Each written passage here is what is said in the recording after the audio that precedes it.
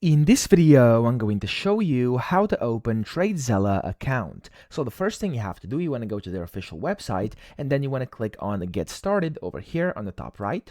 And then here, you'll be able to choose if you want to sign in with Google or with email and password, okay? So you want to select whatever you want, either type in the email and the password you want to create and click on sign up, or you want to sign up with Google, you can just click on that, and it's going to prompt you to basically sign in with Google. Now, once you do that, you'll directly be directed to their dashboard over here, and then it will ask you to basically purchase one of their subscription plans. And whenever you do this, you'll get the access to the dashboard. Now, inside the dashboard here, you can then go ahead and click on add trade, and to actually open a new account, click on add new account, find your broker, prop firm, or trading platform here, and you can just go ahead and go through the process. And if you want to know how to do this, I have separate videos on my channel on how to actually add new accounts in here, so go watch those in case you're interested. So that's it. I hope this video helped you out. If it did, please subscribe to the channel and help me out as well.